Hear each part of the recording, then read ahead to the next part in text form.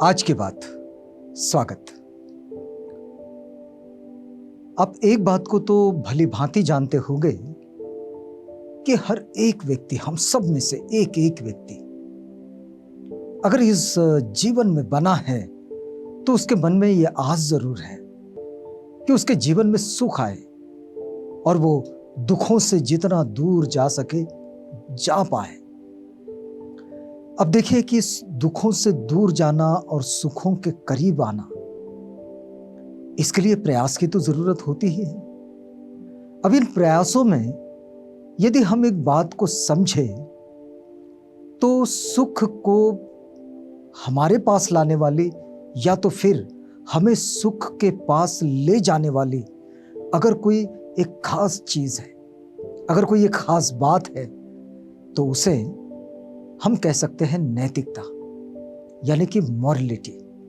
यदि नैतिकता के साथ कोई जीवन यापन करता है तो निश्चित रूप से वो सुख के करीब जाता है, यानी कि सुखपूर्वक जीवन जीने की अगर कोई कुंजी है तो उसे हम नैतिकता कह सकते हैं। क्योंकि हमारी जो मानवीय मूल्यों की व्यवस्था है, इस व्यवस्था का जो सीधा केंद्र बनता है वो नैतिकता ही बनता है। तो बाबा साहेब इसके लिए जब बुद्ध के धम्म का स्टडी करते हैं और उसका एक जो सार है वो सार बाबा साहेब लिखते हैं, और वो सार लिखते हैं वे the Buddha and his Dhamma इस ग्रंथ में। इस ग्रंथ में बाबा साहेब ने ये चर्चा की है। उन्होंने एक बड़ा अच्छा शीर्षक भी लिखा है इसके लिए, धर्म और नैतिकता। तो ये नैतिकता होती क्या है? तो चलिए जरा नैतिकता को समझते हैं। यदि हम बौद्ध धर्म की दृष्टि से देखें तो बुद्ध के धम्म में नैतिकता ये विवेकी सचेतना पर आधारित है।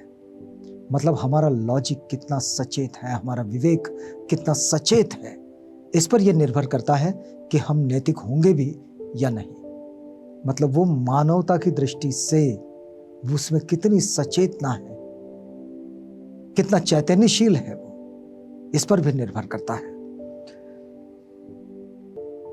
कई बार ऐसा हो जाता है कि हम अपनी बुद्धि का प्रयोग करते हैं और बहुत सारे विभेद उत्पन्न करते हैं, लेकिन जो स्थायी सुख है, वैसे स्थायी तो कोई चीज होती नहीं है, सब चीज अनित्य है।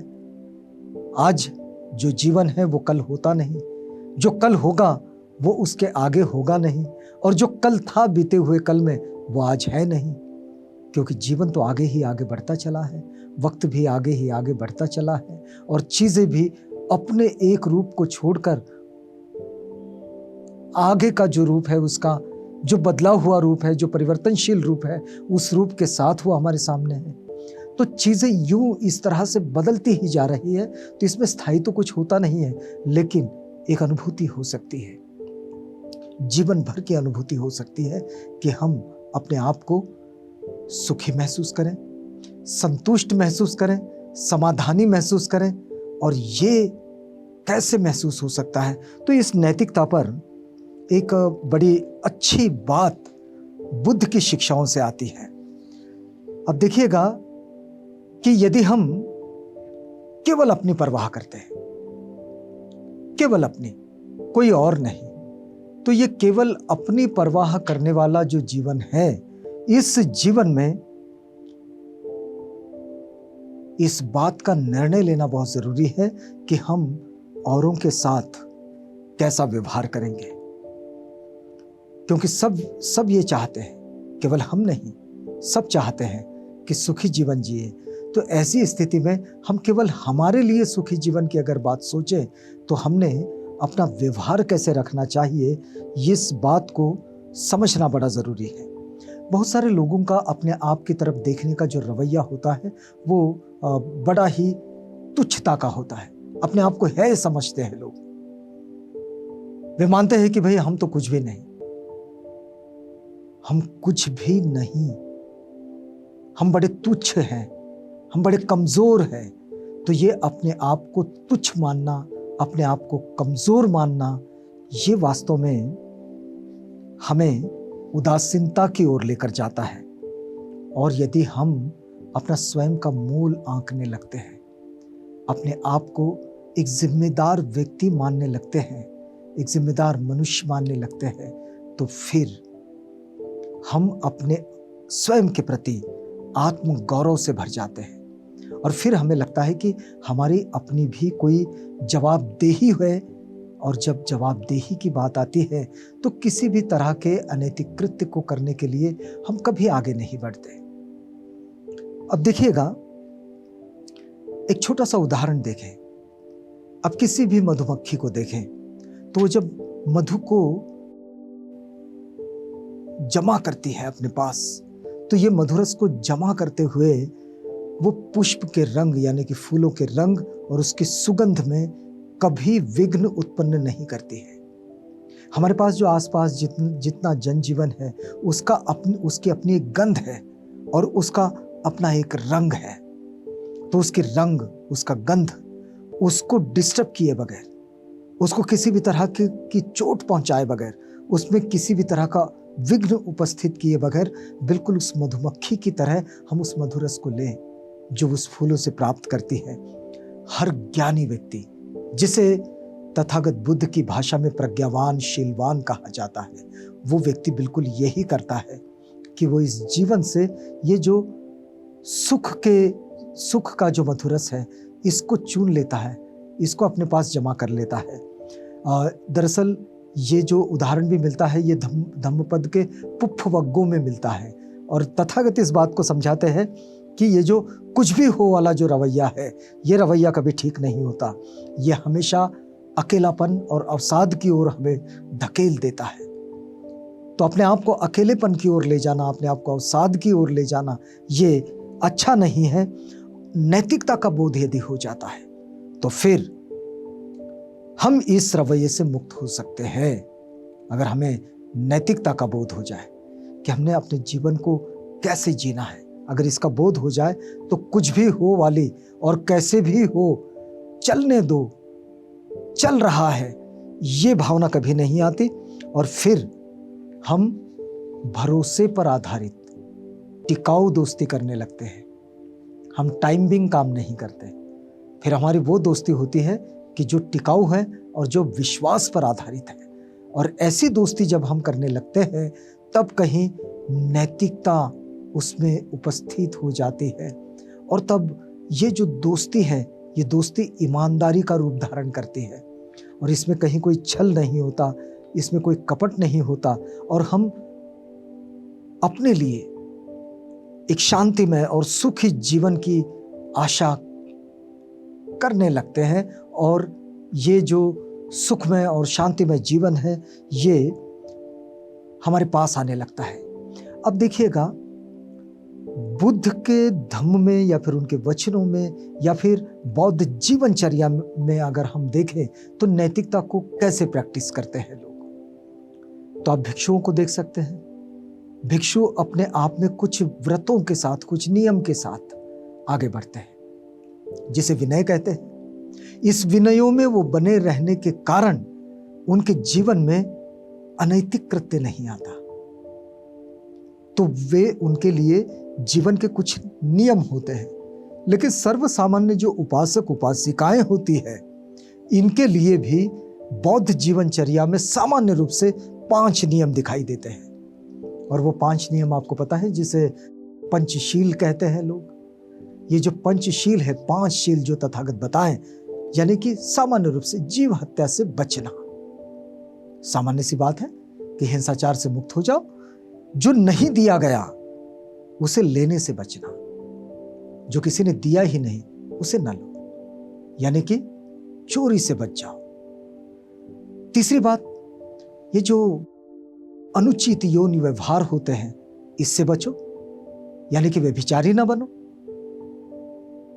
चौथी बात, बड़ी ही सामान्य बात, कि मिथ्या कथन से बचो। मिथ्या कथन से बचने का मतलब क्या हुआ? भाई झूठ ना बोलो।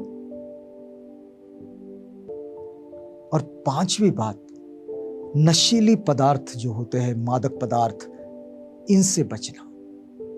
तो ये जो 5 चीजें हैं, क्या ये एक नैतिक आदर्श समाज का निर्माण नहीं करते? अगर ये स्थिति बनती है तो कोई किसी का शोषण नहीं कर पाता और जब शोषण ही नहीं कर पाता तो सब एक दूसरे के साथ मैत्रीपूर्ण व्यवहार में आगे बढ़ते हैं। और ये जो नियम है, ये नियम कोई बंधन पूर्वक नहीं लेते हैं लोग। हम जब अपने आदर्श समाज की बात करते हैं तो ये बौद्ध जन बिल्कुल स्वेच्छा से इसे ग्रहण करते हैं, किसी के जबरदस्ती से नहीं, स्वेच्छा से। और ये उसकी साधना के अनुकूल जीवन व्यतीत करते हैं। बहुत से लोगों का ये मानना है कि अगर उनके पास में अकूत धन हो तो फिर उनका जीवन सुखी हो जाएगा। लेकिन आप कई ऐसे लोग देख सकते हैं कि जिनके पास अकूत धन होता है लेकिन बड़े दुखी होते हैं। उनका जीवन ये बड़ा चुनौती भरा होता है। चुनौतियां जीवन में होती है लेकिन उनका जीवन दुख से भरा होता है, पीड़ाओं से भरा होता है, यातनाओं से भरा होता है। और कई बार तो स्थितियां ये बनती है कि वे हताश हो जाते हैं उन यातनाओं से और पीड़ाओं से लड़ते लड़ते।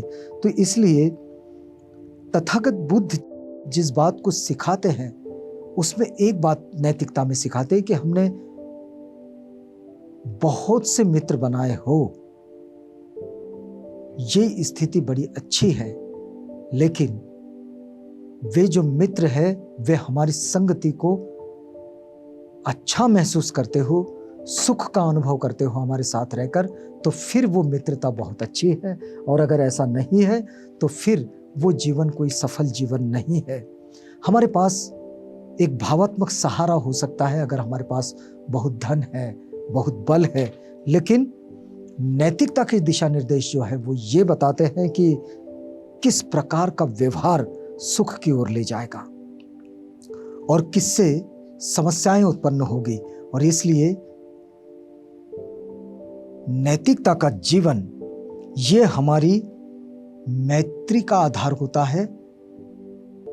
एक आदमी का दूसरे आदमी के साथ जो व्यवहार है वो ये हमारे शील आधारशिला का काम करता है। मतलब मैत्री की आधारशिला अगर कहीं से आती है तो वो नैतिकता से आती है और निश्चित रूप से वो हमें निश्चिंत और सुखी बना देती है कि डरने की कोई बात नहीं है। बदले में ये जो डरने की बात नहीं है, डरने की कोई बात नहीं है, ये सुखद एहसास हमें हमारे मित्र से मिलकर, मतलब कोई मित्र हमसे मिलकर और हम मित्र से मिलकर इसको अनुभव कर सकें कि अब डरने की कोई बात नहीं है।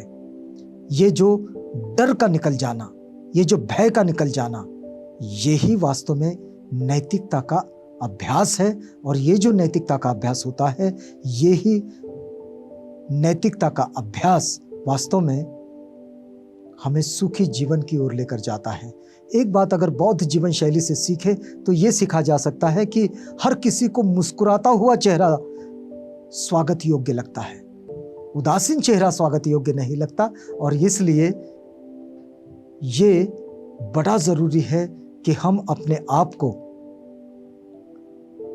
नैतिक जीवन में बनाए रखें, क्योंकि मनुष्य एक सामाजिक प्राणी है, इसमें कोई दो मत ही नहीं है। और यदि हम जीवित रहने के लिए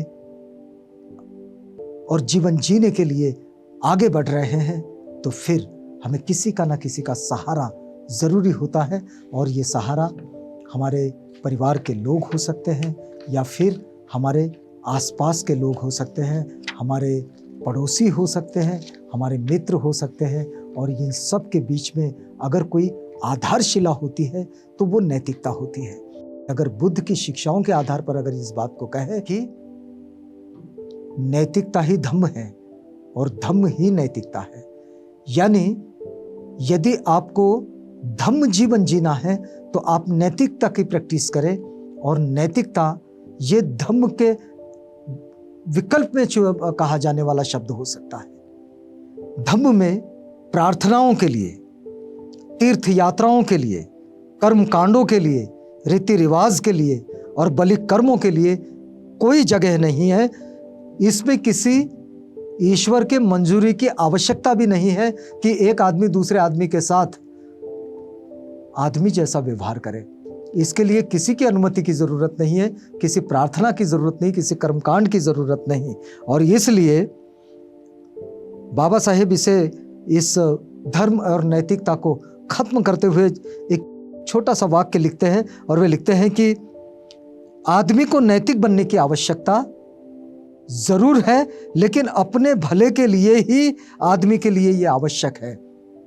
अपने भले के लिए आदमी के लिए यह आवश्यक है कि वो आदमी से मैत्री करें, और अगर मैत्री करता है तो इस मैत्री का आधार ही नैतिकता होती है। और बस यही संबंध है धम्म का और नैतिकता का, मैत्री का और धम्म का। अगर धम्म, मैत्री, नैतिकता इन तीनों को अलग अलग न कहते हुए भी एक ही नाम दे, तब भी ये अर्थ एक सा ही है, क्योंकि ये मनुष्यता के जीवन का एक अभ्यास है। तो यहां हम लोग रुकते हैं आज की बात में। कल आपसे मिलेंगे किसी और जानकारी के साथ।